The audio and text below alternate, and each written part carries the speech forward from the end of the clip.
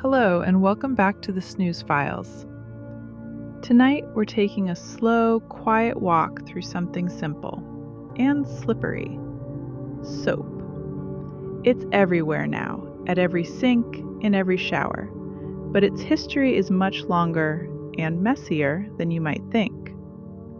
So if you're ready to lather your mind in gentle curiosity, let's begin the clean and sleepy history of soap.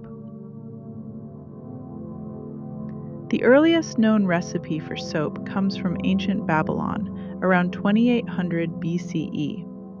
It was a mix of animal fat and wood ash, more useful for cleaning textiles than bodies. Ancient Egyptians also made a soap-like paste for washing. It included alkaline salts and oils, sometimes scented with herbs. Cleanliness in Egyptian culture was sacred. Meanwhile, in ancient India and China, plant-based cleansers were popular, like crushed soap berries or herbal pastes. The word soap itself comes from the Roman word sapo.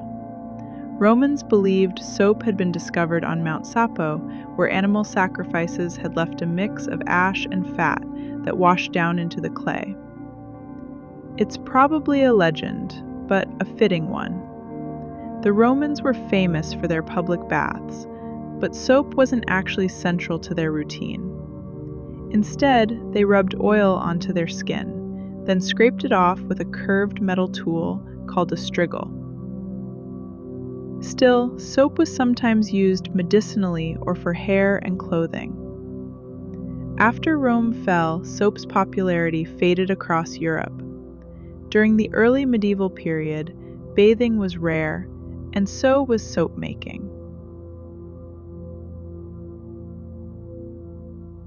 But in the Islamic world, soap culture thrived.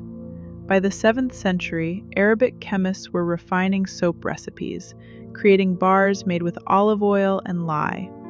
They smelled nice, they worked well, and they spread east and west through trade.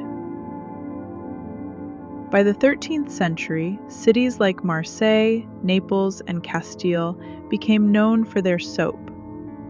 Olive oil was key, and these soaps were exported across Europe.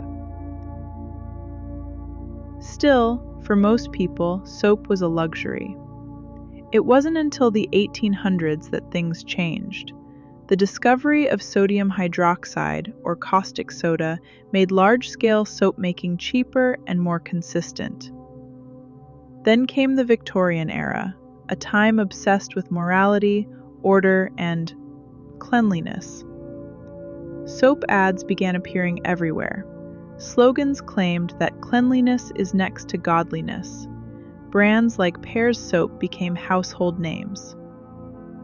By the 20th century, factory-made soap was common, and washing up became a daily habit for millions. And so, dear listener, the story of soap is long and quiet. From ancient ash to softly scented bars by your sink, soap has shaped how we live, one lather at a time. If your mind is starting to wander, or your eyelids are growing heavy, feel free to drift off now. For more mundane mysteries and sleepy histories, subscribe to the Snooze Files and send me your suggestions for future episodes. Until then, sleep tight